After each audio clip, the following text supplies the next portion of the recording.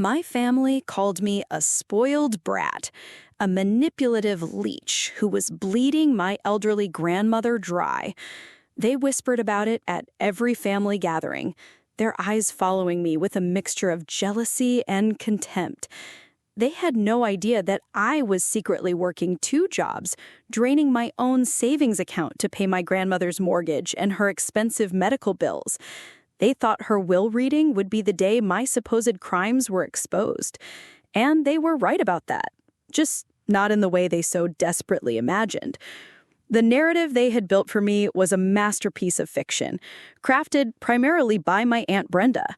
In her version of reality, I was the conniving granddaughter who had sunk her hooks into the family matriarch, my grandmother Eleanor, manipulating the old woman for a bigger slice of the inheritance pie. The truth was far quieter and infinitely more painful. The story really began about 3 years ago. I had always been close to my grandmother. She was my confidant, my hero. While the rest of the family found her difficult and stubborn in her old age, I found her brilliant and fiercely independent. But I had started to notice things, small things. The pantry was a little bare. She was wearing a thick sweater indoors on a warm day, a clear sign she was trying to save on heating. And she would deflect any questions about her health with a wave of her hand. I remember one specific Sunday dinner at her house. I had brought over a bag of high-end groceries, including a special dietary supplement her doctor had recommended. As I was unpacking it in the kitchen, my Aunt Brenda walked in. She saw the expensive bottle of supplements on the counter and let out a derisive snort. "Still spending Grandma's money on this snake oil, Hannah?" she'd said, her voice a low, venomous whisper, just loud enough for my cousin Mark, her son, to hear from the living room. "You must have her credit cards maxed out by now. It's a shame. An old woman, so easily taken advantage of." I just looked at her, my hands clenched into fists in my pockets. I didn't say that the credit card being used was my own. I didn't say that I had spent weeks researching that supplement. I just gave her a quiet, level stare and said, "Grandma needs it for her health, Brenda." My grandmother from her armchair in the living room must have overheard.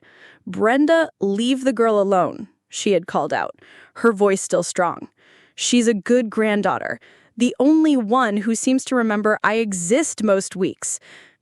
That, of course, only fueled Brenda's fire. My grandmother's love for me was not a source of pride for my aunt. It was proof of my successful manipulation. The full truth of the situation came to light a week later.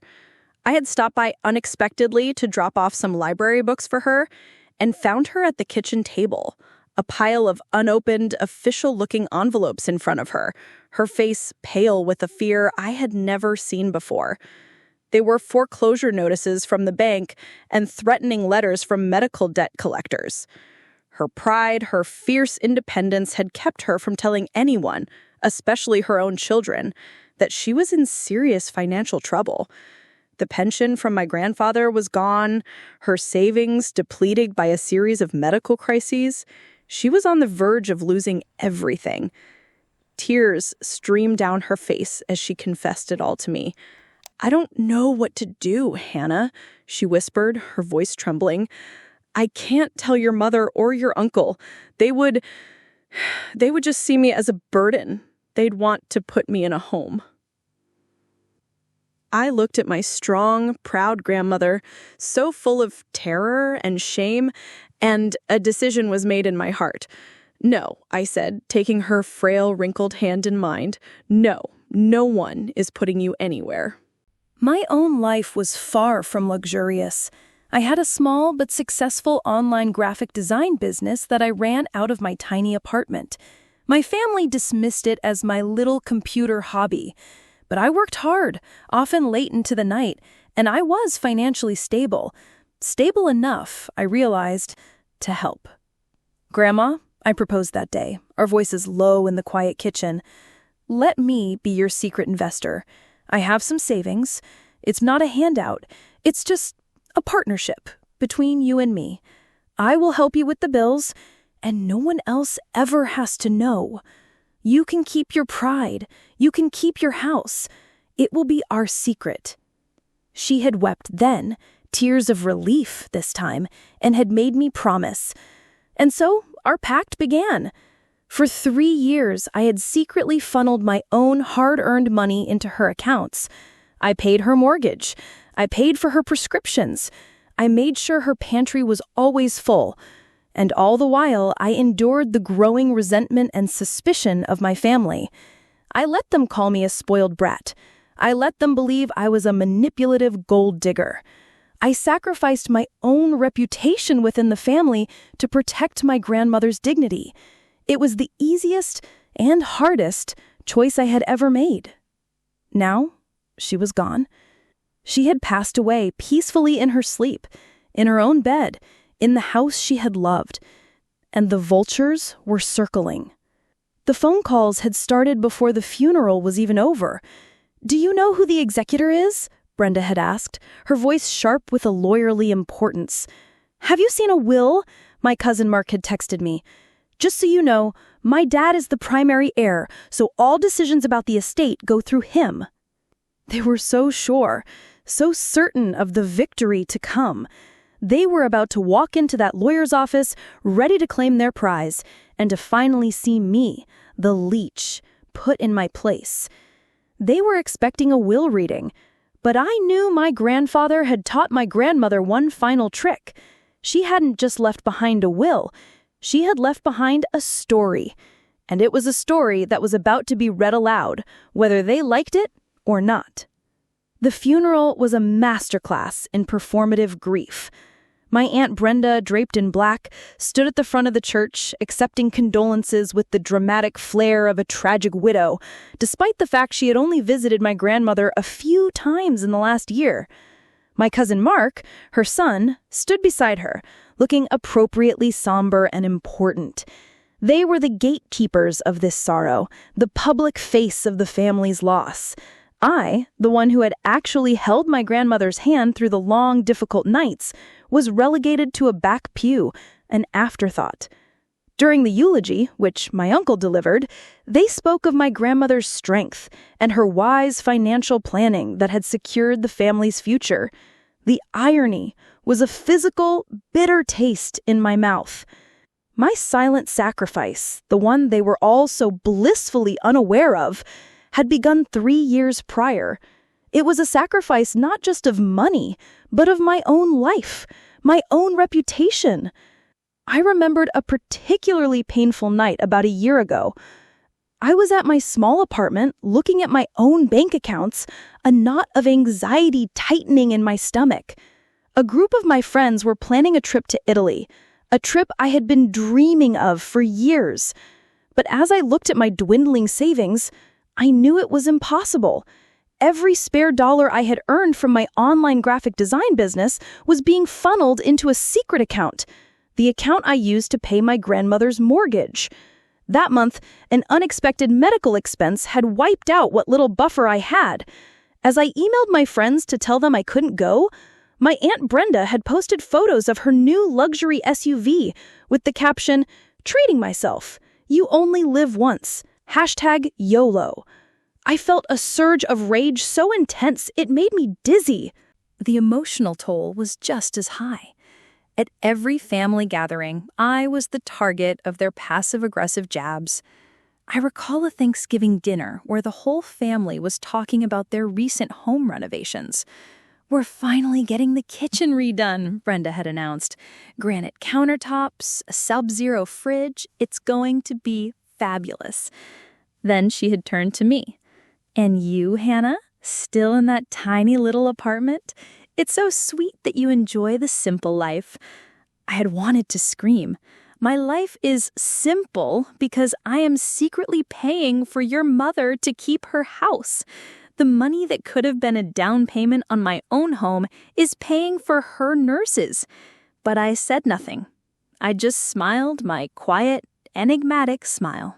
I was bound by the pact I had made with my grandmother, a pact forged in love and desperation in her cozy kitchen. I remembered that day so clearly. She had been so frail, so proud, so terrified. After she had shown me the pile of unpaid bills, her hands shaking, I had held them in my own. "Grandma," I had said, "let me help you. We can do this together. It will be our secret." She had resisted at first, her pride a formidable wall. "I can't take your money, Hannah. You're just starting your life." And the others, Brenda, they would never let me hear the end of it. They would say I'm a burden. "Then they'll never know," I had insisted. "Think of me as your silent business partner. I'm making an investment in my favorite person in the world. We will never speak of it to them. You will maintain your dignity, and I will have my peace of mind knowing you are safe. It's our secret, our final great adventure." She had finally agreed, her eyes full of tears of gratitude. But my grandmother was no fool. She knew her family. She knew their greed. And she knew how they treated me. A few weeks before she passed, she had called me to her side. She was weak, her voice a fragile whisper, but her eyes were sharp and clear. "They will be like vultures after I'm gone, my dear," she had told me, her hand gripping mine with surprising strength. "They will try to tear you down. They will accuse you of the very things you saved me from. They will not believe the truth unless they are forced to."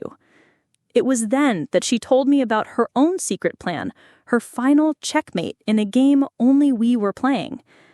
"I have written a letter," she had whispered, a mischievous glint in her tired eyes. "A final letter to all of them.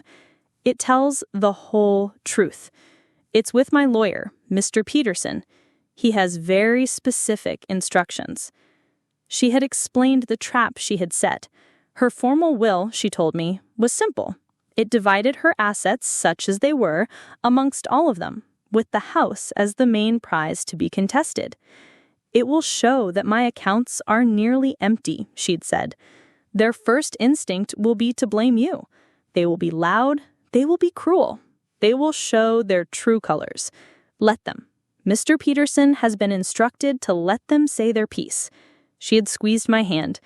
"And then, and only then, is he to read my letter aloud, my final words, my testimony.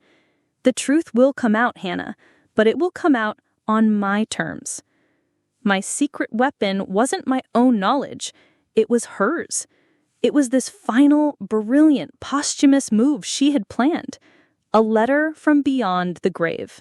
Now, as I prepared to go to the lawyer's office for the reading of the will, the grief I felt was mixed with a strange, fierce sense of purpose. I was not walking into an ambush as a victim.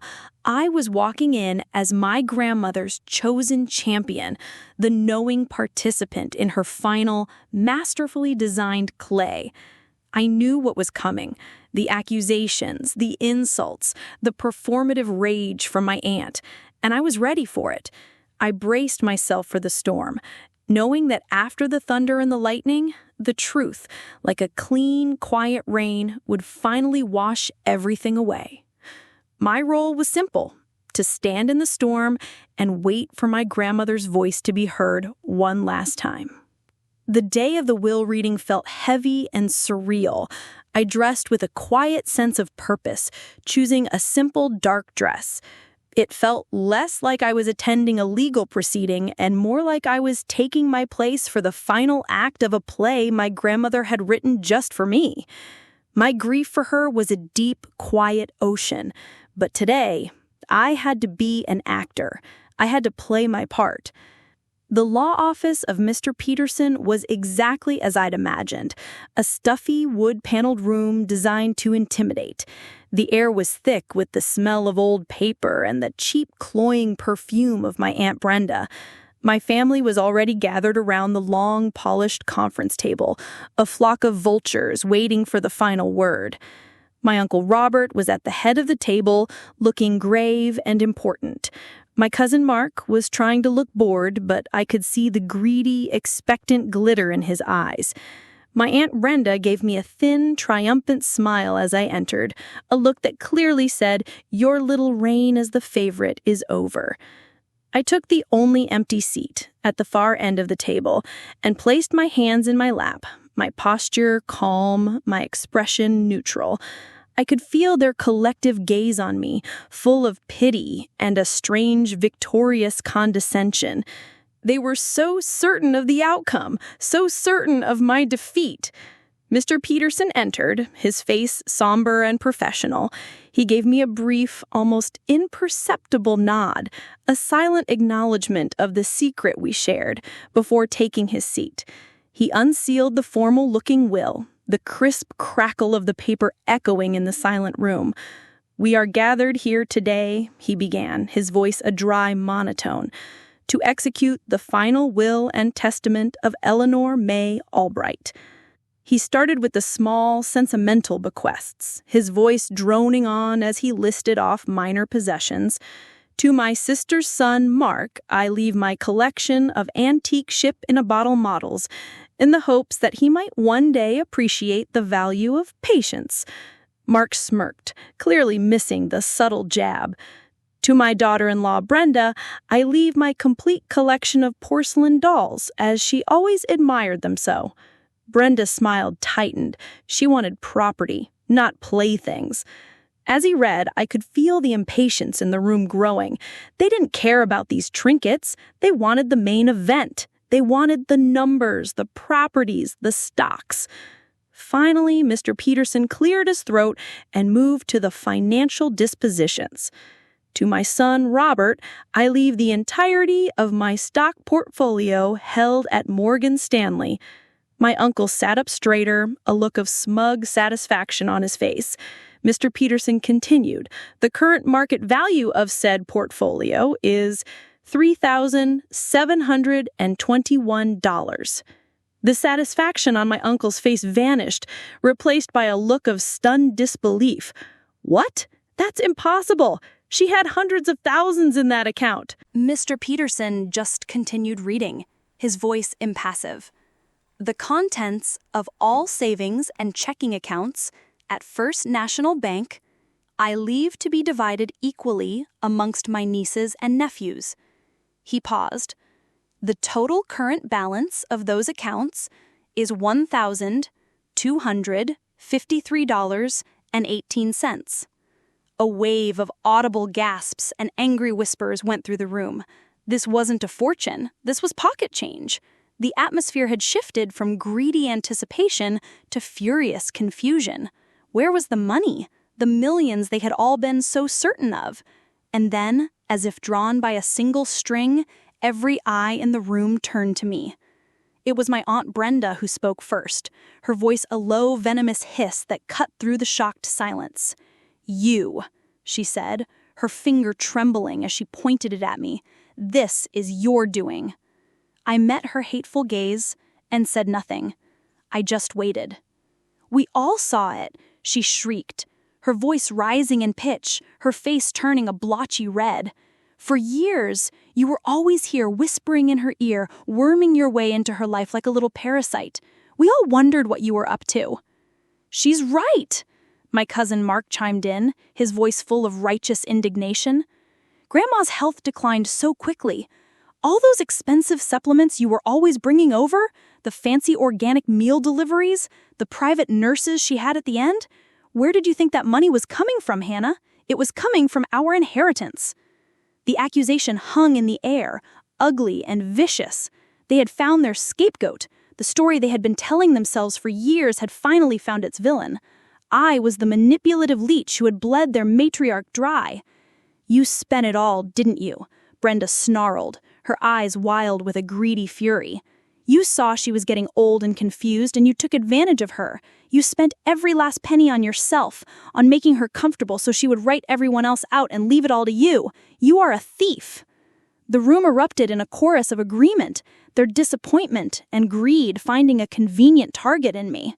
They were yelling, accusing, their faces twisted with a self-righteous rage. And through it all, I remained silent. I just sat there, my hands still folded calmly in my lap, and I let them talk. I let them empty all their poison. I let them show their true colors, just as my grandmother had known they would. When their tirade finally began to run out of steam, when they were left panting in the aftermath of their own ugliness, Mr. Peterson finally looked up. He had let them perform their entire wretched play without interruption. He said, "That is enough," his voice quiet, but carrying an undeniable weight of authority that silenced them instantly. He carefully folded the will he had just read and placed it to one side. Then he reached into his briefcase. "Before this meeting concludes," he announced to the silent, hostile room, "Eleanor had one final instruction for me. She left a personal letter, which she ordered me to read aloud to all of you. Her instructions were very specific. I was only to read it after the formal will had been read in its entirety and after everyone had had a chance to say their piece." He pulled out a single sealed, cream-colored envelope.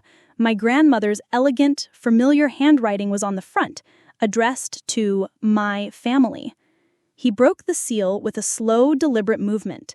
The trap, so carefully set, so patiently awaited, was about to be sprung. The accusations hung in the air of the stuffy conference room, thick and poisonous.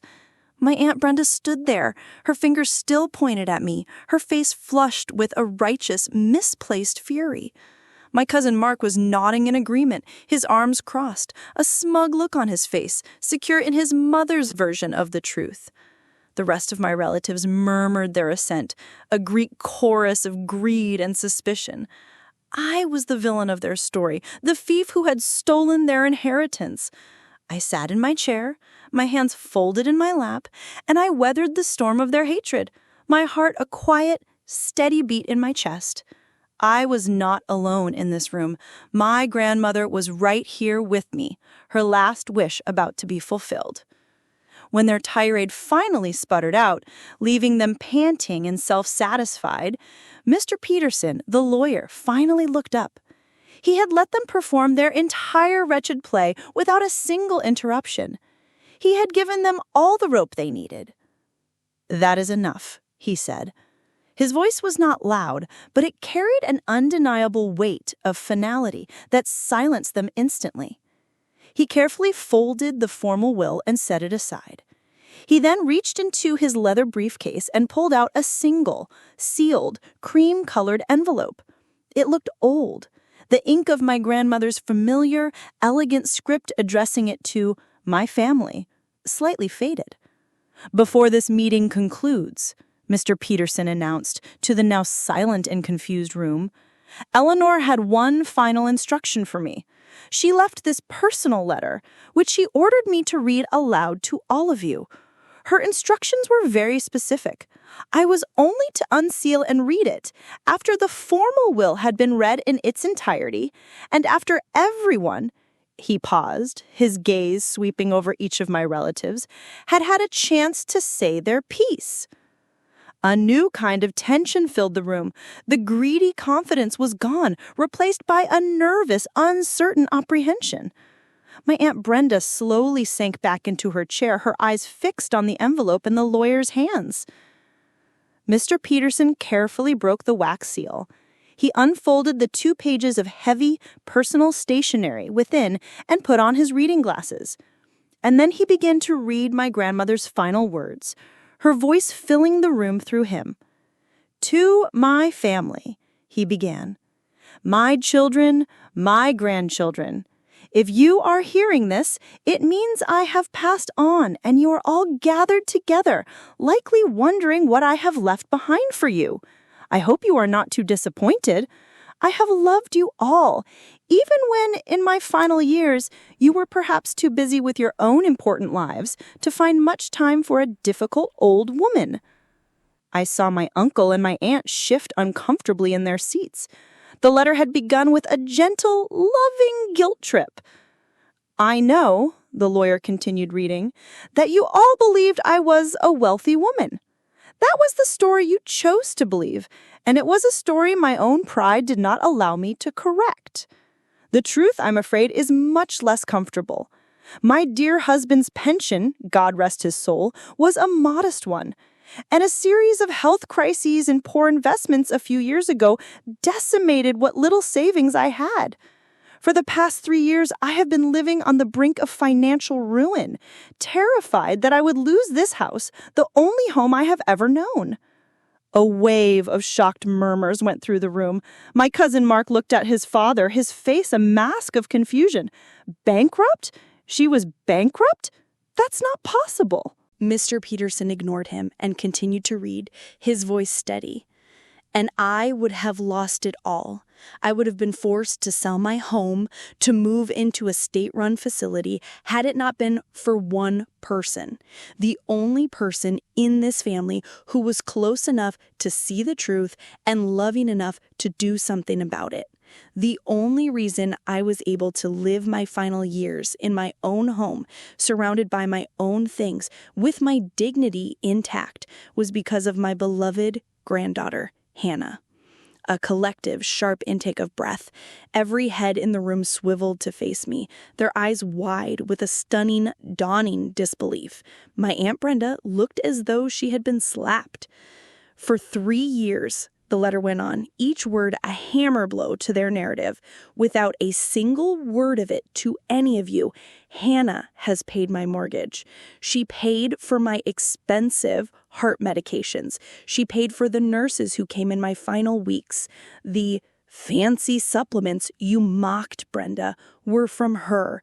The extravagant organic groceries you questioned were from her. The money you also wrongly and cruelly assumed she was taking from me was in fact her own hard-earned money, flowing in the opposite direction, a quiet, constant, and secret river of her love and her sacrifice. I could see it on their faces now, the full, soul-crushing weight of their mistake. I saw the memory of their own ugly accusations playing out in their minds, now recast in the horrifying light of the truth.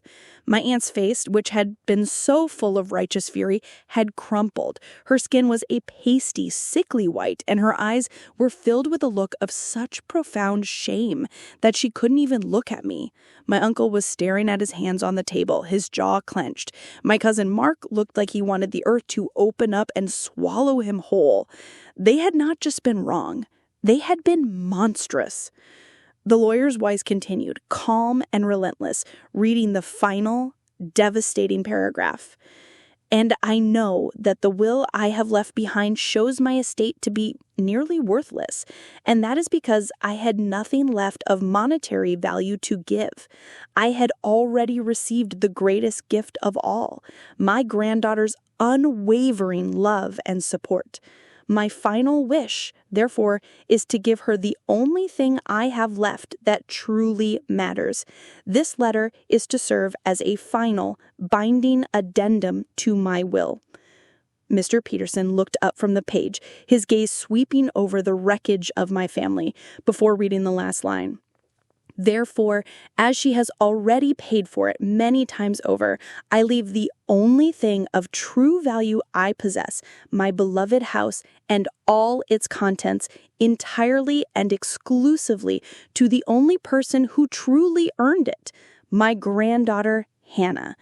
To the rest of my family, I leave my love and the hope that one day you will finally learn the profound difference between the price of something and its value.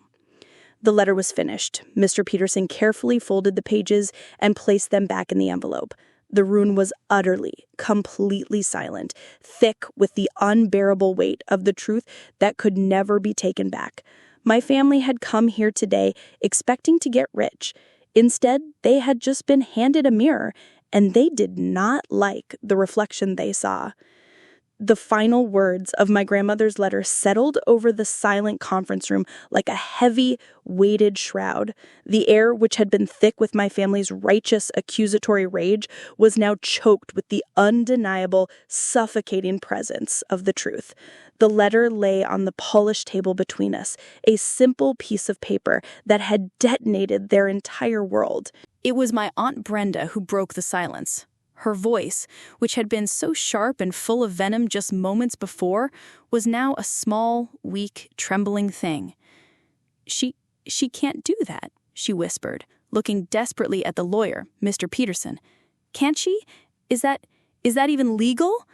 It was the last pathetic grasp of a woman who had just lost everything and was looking for a loophole in her own damnation.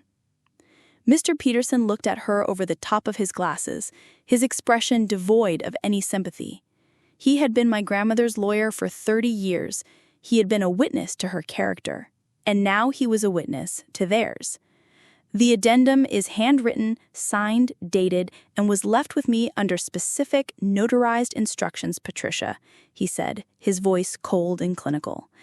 It is as legally binding as any document I have ever seen. The house and all its contents belongs to your niece. The matter, he said, beginning to pack his briefcase, is closed. The finality of his words was absolute. There was no escape. There were no more arguments to be made. My cousin Mark just stared at me, his face a mixture of shock and a dawning, horrified shame.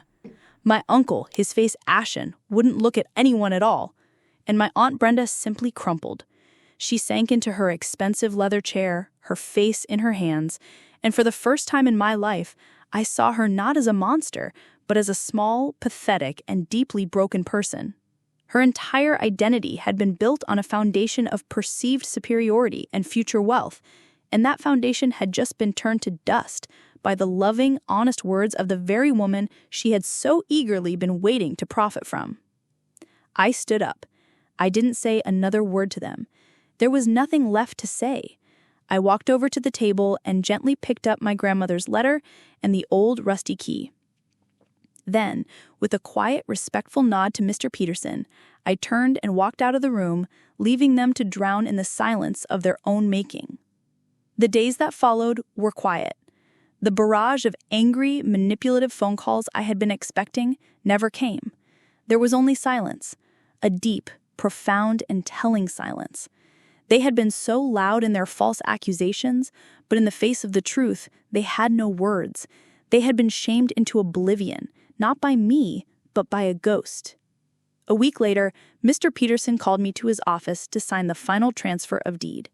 When our meeting was over, he leaned back in his chair and looked at me with a kind, tired smile. "Your grandmother was a remarkable woman, Hannah. She told me about this plan months ago. I questioned the theatricality of it. She just smiled and said, 'The truth is a patient hunter, Julian.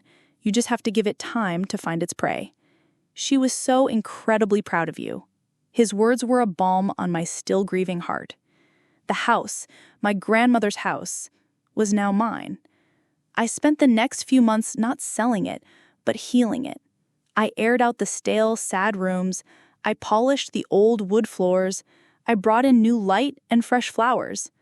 I found my grandmother's old gardening tools in the shed and began the slow, therapeutic work of bringing her beloved rose garden back to life. I wasn't just tending to a house, I was tending to her memory. One afternoon, about 6 months later, an envelope arrived in my mailbox. It was a simple, plain envelope with my Uncle Robert's handwriting on it. My first instinct was to throw it away, but I opened it. Inside was a single sheet of paper with just 3 words written on it. "I am sorry." It wasn't a full accounting. It wasn't a perfect apology, but it was a start. It was a crack in the wall of their pride, a tiny admission of the profound wrong they had done.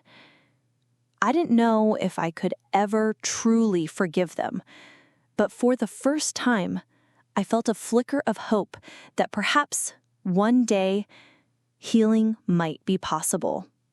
Tonight, I am sitting on the front porch swing of my grandmother's house, a cup of her favorite Earl Grey tea in my hands.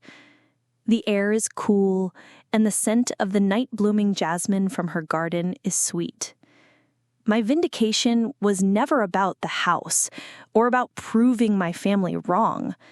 It was about the truth. It was about honoring the woman who had loved me so fiercely that her love reached out from beyond the grave to protect me one last time. My family had laughed at me because they thought my inheritance was a useless old key. But they were wrong. The key was never the inheritance. The inheritance was the love that had led me to the puzzle. It was the quiet strength she had taught me. It was the profound, beautiful lesson that true wealth has nothing to do with what you own and everything to do with what you value. And that is a fortune I will carry with me for the rest of my life. A beautiful and moving story about a grandmother's final act of love and justice.